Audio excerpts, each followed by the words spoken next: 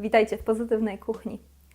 Moja babcia nie lubi kupnych keczupów. Zawsze powtarza, że to sama chemia i sztuczny smak i właściwie trudno odmówić jej racji.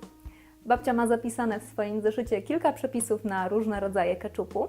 Dzisiaj zapraszam Was do wypróbowania jednego z nich. Mamy sezon na pomidory.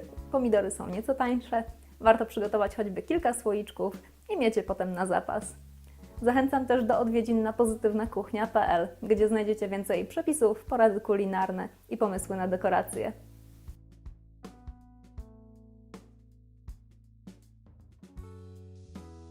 Cebulę drobno kroję, a z pomidorów usuwam pestki i szypułki i kroję miąższ na spore kawałki.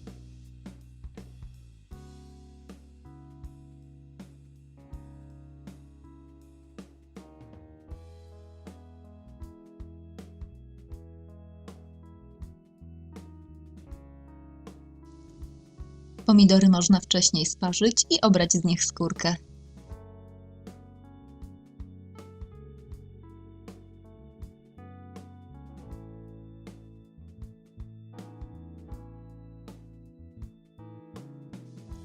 Na oliwie z oliwek duszę pod przykryciem cebulę aż do miękkości.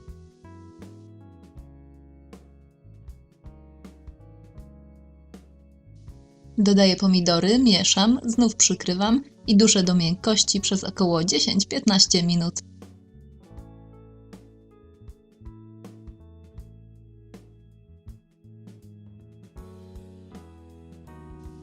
Uduszone warzywa odcedzam i miksuję w blenderze. Jeśli blender ma szklany dzbanek, należy je wcześniej odrobinę przestudzić. Zmiksowany sos ponownie przelewam do garnka i dolewam ocet.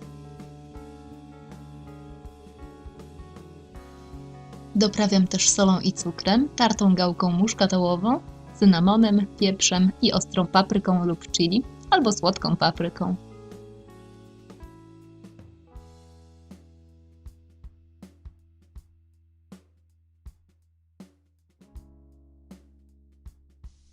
Mieszam i odparowuję na sporym ogniu, aż do uzyskania pożądanej gęstości.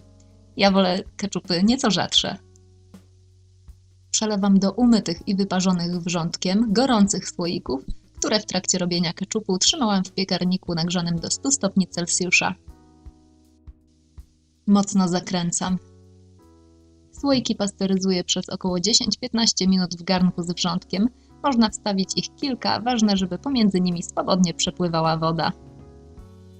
Warto użyć garnka o grubym dnie albo pod słoiki do gotowania podłożyć ściereczkę.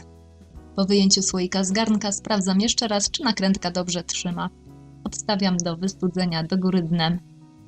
Życzę Wam udanych przygotowań domowego keczupu, a po więcej przepisów zapraszam serdecznie na pozytywnakuchnia.pl.